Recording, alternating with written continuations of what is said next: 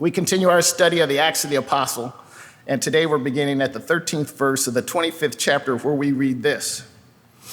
A few days later, King Agrippa and Bernice arrived at Caesarea to pay their respects to Festus. Since they were spending many days there, Festus discussed Paul's case with the king. He said, "There is a man here whom Felix left as a prisoner. When I went to Jerusalem, the chief priests and the elders of the Jews brought charges against him and asked that he be condemned. I told them that it is not the Roman custom to hand over anyone before they face their accusers and have had an opportunity to defend themselves against the charges. When they came here with me, I did not delay the case, but convened the court the next day and ordered the man to be brought in. When his accusers got up to speak, they did not charge him with any of the crimes I had expected. Instead, they had some points of dispute with him about their own religion and about a dead man named Jesus, whom Paul claimed was alive. I was at a loss to investigate such matters, so I asked if he would be willing to go to Jerusalem and stand trial there on these charges. But when Paul made his appeal to be held over for the emperor's decision, I ordered him held until I could send him to Caesar." It's King Agrippa.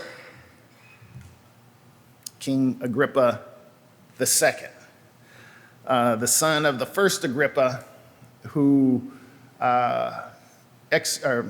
killed James, the Apostle James, 12th chapter of the Acts of the Apostle, and Peter, and imprisoned Peter. Agrippa is part of it's a political Herodian family dynasty. And as I was joking with Sister Meeks yesterday about families, Mama always warned you about certain families. My dad at 2 points in my life, said, "You can't play with that little boy anymore. He's not to be your friend." He's my friend, not anymore. Both Felix and Festus were governors, overseers of conquered land. Their job above everything else, was keep the peace by any means necessary. So naturally, they had the muscle. They were in charge of the local military contingent. The governors were also tasked with collecting taxes, overseeing the legal system, and basically just keeping the empire rolling right along. Just keep the lights on if they had lights. Agrippa, as others in his family, were king. He was king of a territory. He was a monarch of a vassal nation. Did they have power? Yes, but that power better aligned with the power in Rome. But he had influence over religious affairs in Judea, and he was also able to select chief priests. Follow me with this. Still, the ultimate responsibility was in Rome, and that ran through Festus. He's the governor. So as politicians and leaders, religious and otherwise, do, sometimes they want to get together and rub elbows and say, "How you doing? What's going on?" So King Agrippa and his sister are paying an introductory visit to Festus, a kind of welcome to the neighborhood visit. I don't know if they brought cookies or cake or anything like that, but Agrippa and Bernice come. Oh, by the way, historians say Bernice was intimate with her brother. So not only brother and sister, they're husband and wife. And you thought Love Island was crazy, didn't you?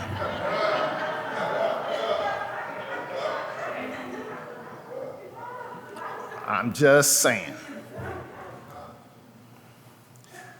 The Herodian family was politically religious or religiously political that happened to be on the winning side of a war that happened way before then. And as a result, the Caesar appointed the family to rule over parts of Judea during the 1st century BC and AD. A couple hundred years of times going on here. Genealogically, or DNA, if you will, the Herodians were Edomites. They were south of Judah, who were Edomites. They were descendants of Esau. Not Jacob, Esau. Cousins. One bit of homework, you're going to have a little bit today, is read the 137th Psalm. Psalm 137. And there the psalmist writes of how Edom responded when Babylon conquered Jerusalem. And I don't have the references in front of me, but prophets Obadiah, Isaiah, Jeremiah, Ezekiel, and Amos all prophesied about Edom's doom. Okay? And in the 2nd century BC, Edom was forcibly integrated into the Jewish nation and culture. But because of their lineage and freighted history, it wasn't a whole lot of love there, okay? So that's kind of your history lesson for today. Agrippa's great-grandfather was Herod the Great, the one that received news of this from the kings of the East, saying there's a new king born to the Jews. We want to come and worship him. That's why Herod attempted to wipe out all of the baby male Jews. His son, Herod's son, Agrippa's great uncle, Herod Antipas, beheaded John the Baptist and conversed with Jesus prior to his crucifixion. See, I'm telling you, there are certain folks and families you just need to avoid, okay? Some cousins too. And it was interesting, I had reached out to Dr. Nystrom. I was like, am I reading this right? And I was reading it right. He says, yeah, this family is as complicated as nuclear physics. Those were his words. So looking at the text, it appears that Festus has a basic understanding of what's going on. Essentially, there's no sedition or any crime that he expected to hear. Instead, as Luke records, read the text, his assessment, he sees it as an argument between people with differing religious views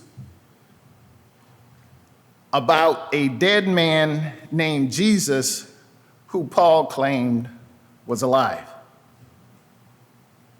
About a dead man named Jesus who Paul claimed was alive.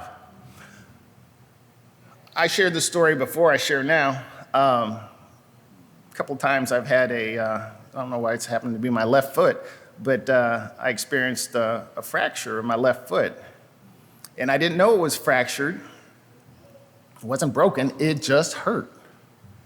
So I go to the podiatrist, and the podiatrist does the x-ray, MRI, whatever imaging, and at that point, didn't see anything, didn't notice anything. It's like, here, well, I just don't know, take these pain pills and call me in the morning kind of thing.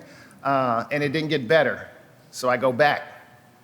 And she looked again at the imaging. And she pushed her nose almost to the screen. And she looked at the image, looked at my foot, and she said, do you feel pain here? That was my left foot. I was going to kick her with my right. That was exactly the spot of the pain. What's my point? My point is, a dead man named Jesus, who Paul claimed was alive, hear me, has been, is, and will always be the point of division, both outside and inside confessing communities of faith. The conflict, the point of departure is between those that know him biblically and those that simply know of him. There's a difference. You know Sister Meeks, but that's all you know. I know Sister Meeks. I know what pleases her. I know, well, I'll keep it G-rated. I know Sister Meeks. You know of her. You don't know her. A dead man named Jesus, who Paul claimed was alive. I have a question. This is a real question. This is a very real question. Who is Jesus to you?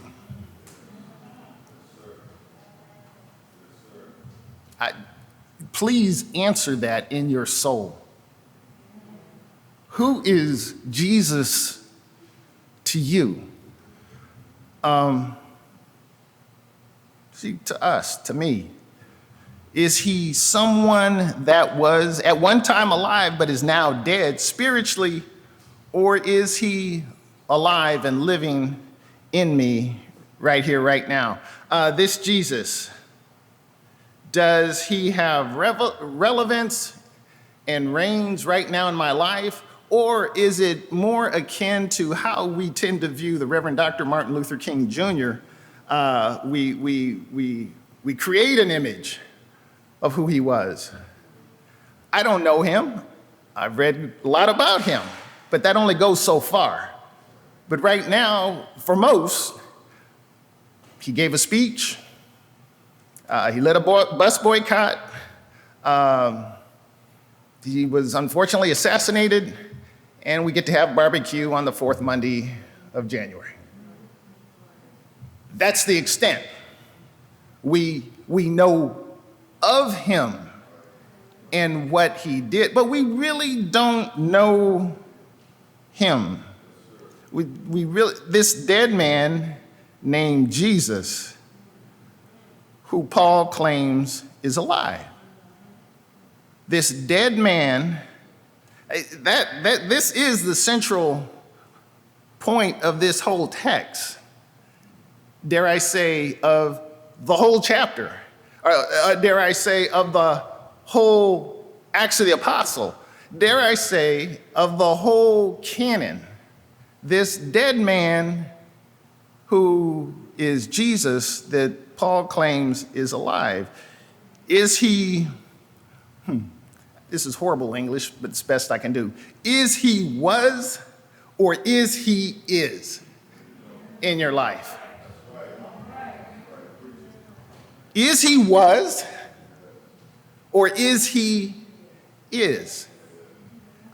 I can't, I've got 8 grandchildren. I'm so blessed. Grand number 3. The names will be kept secret to protect the innocent. Walks into our house, looks at a bouquet of flowers on a table, and she declares, "Ema, these are beautiful flowers. When did you cut them?" Her mother, moms, kids, "Those aren't real, those are fake. They've been here 20 years.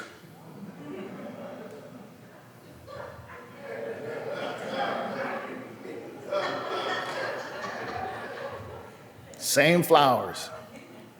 They dust off well, though. They look real, but there's no life. There's no aroma. There's no vibrancy.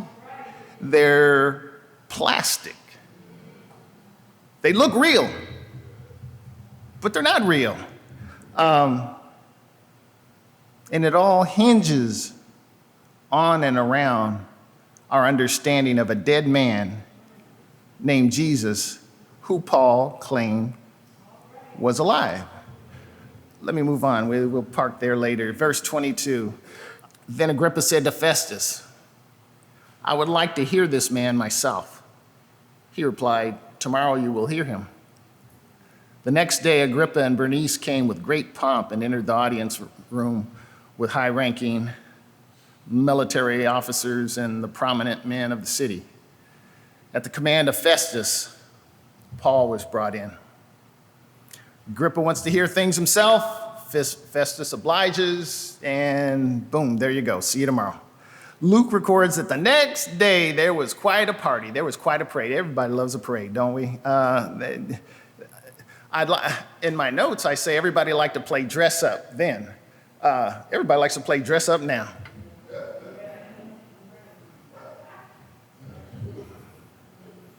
In the military, they call them chicken hawks. Folks that like to dress up, put on the uniform.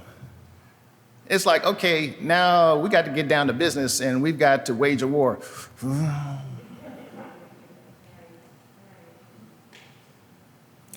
But if dress up isn't enough, what Festus brought to bear here for Bernice and Agrippa, they bring in the military.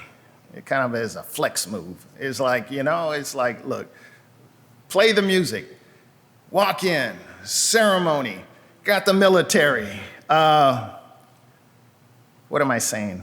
This is what I am saying. Don't be impressed or intimidated by earthly prestige or power. Don't be impressed, neither be impressed or intimidated by earthly prestige or power. Folk want to flex, and it's like, it's like, you've seen those cartoons, those jokes where they I wish DeAndre was up here. Yeah, you could do this, and then the little muscle flips down below. It's like, that's it, huh? Okay. I was blessed, Sister Meeks and I were blessed to recently attend our son-in-law's swearing in by a judge. Pray for him, pray for me, pray for him as he is entering into some choppy waters, if you will, in this space and time. As you all know me, if you know me at all, I'm the kind of person that looks and observes much more than I say anything, particularly if I'm in space. If it's few people, I can talk a lot, Diamond. I can. Pastor Campbell accused me. He's like, oh, you can talk, Pastor Meeks. It's like, Pastor, I'm listening to you, but you're not filling the space right now. I digress. But in a group, I'm not going to say too much. It's kind of like in sports and basketball. I'm looking off the ball. I'm not following the ball. I'm looking off the ball. How are you responding to what's being said over here? What are you doing? Even as I pan the audience now. And while I was there in court chambers, I was observing, taking in the moment. And it was nice. And you talk about things impressing you, and this is the truth. It wasn't impressive that the judge sat behind a elevated and very ornate desk, and it was beautiful, nice wood, elevated. Let you know it's like I'm looking down at you. That was nice. And it wasn't impressive that she wore a uniform, a black robe. That I can get one of those. You can buy one of those. And it wasn't impressive that she had the physical authority there, sheriff officer, to ensure that everything was decent and in order. That wasn't impressive either. What was impressive while I was in that space, and it was all of 15 minutes, was the calm, clear speech and demeanor that she exhibited. She didn't talk loud to be heard.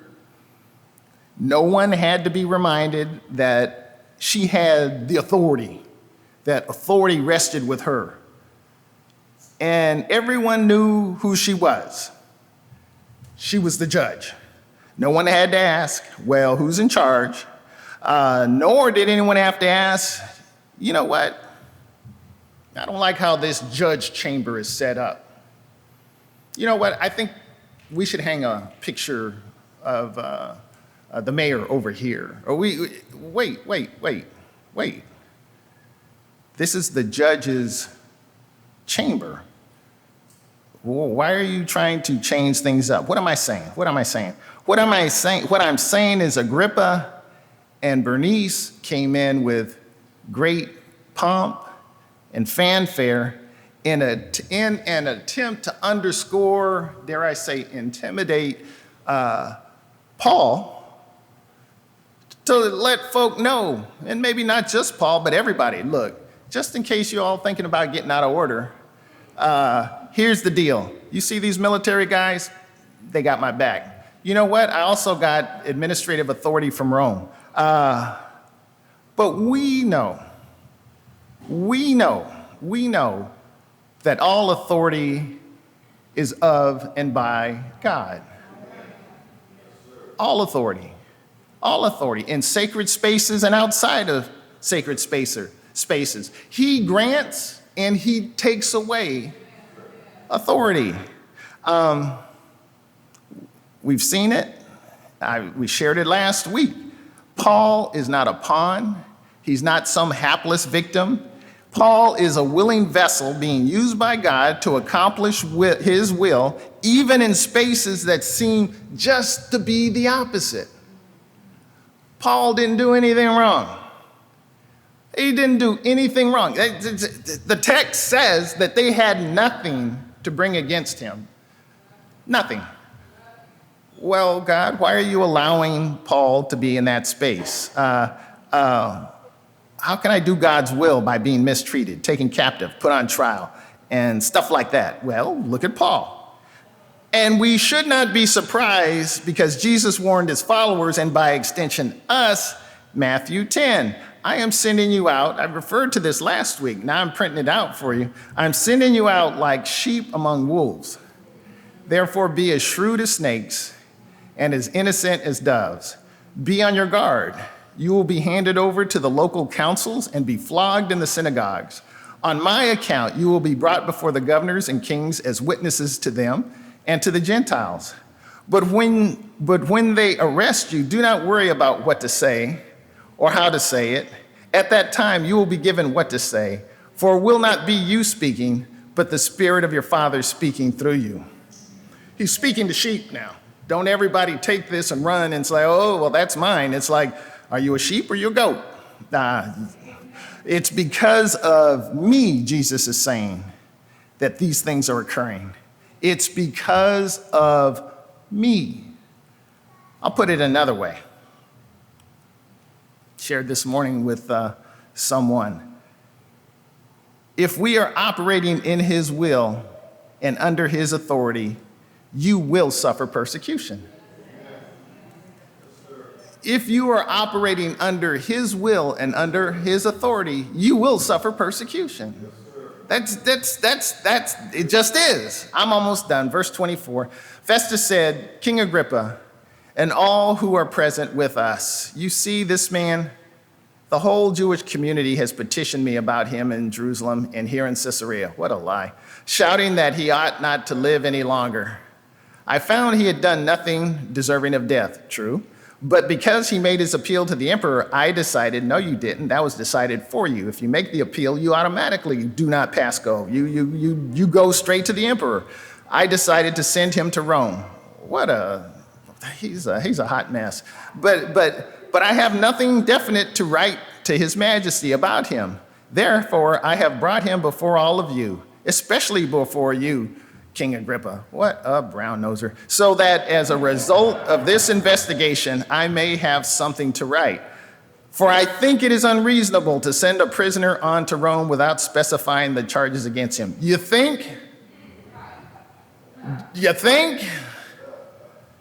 Here's the bottom line for Festus. There's nothing here to charge this man. Just blind rage. That's all. Unfortunately, Festus, like they do on that game show, Who Wants to Be a Millionaire? He's trying to phone a friend. Let me phone a friend, bail me out of this situation. Or maybe Paul will say something to create some guilt or something, and then maybe Paul will confess to something. I don't know. Here's the key takeaway from this text and from life. If you've been dozing in and out, nudge somebody and you just wake up. Just wake up. Here it is.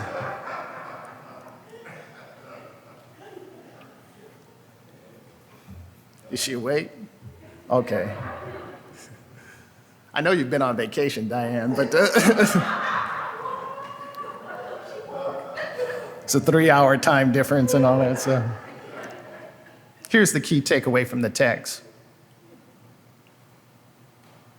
There are certain situations in life you're not getting bailed out of. There are certain situations in life you're not getting bailed out of. I can call the roll.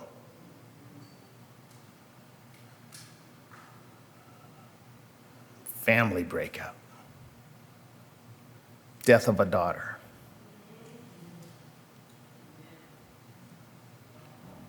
Scary diagnosis with my wife. There are certain situations you got to go through. They're not going to go around. You got to go through.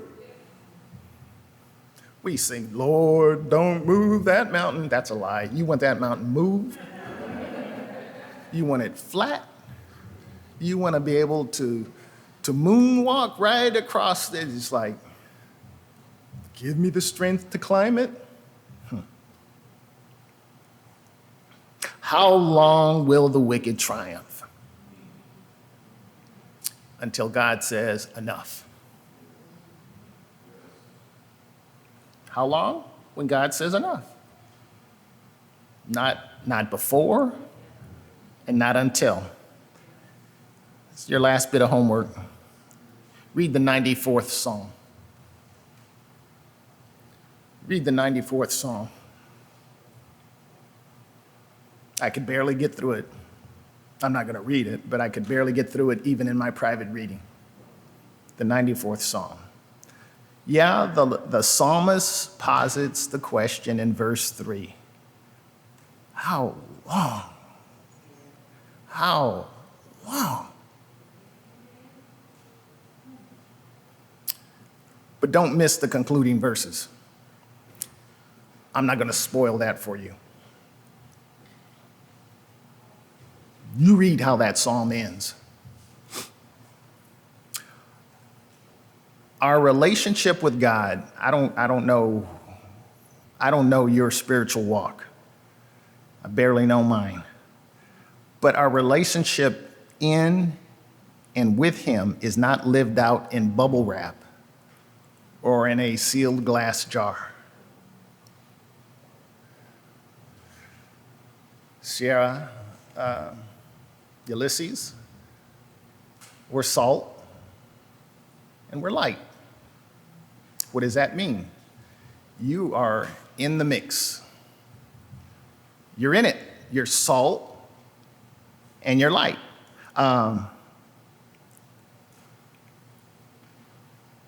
Means we're observable and influential.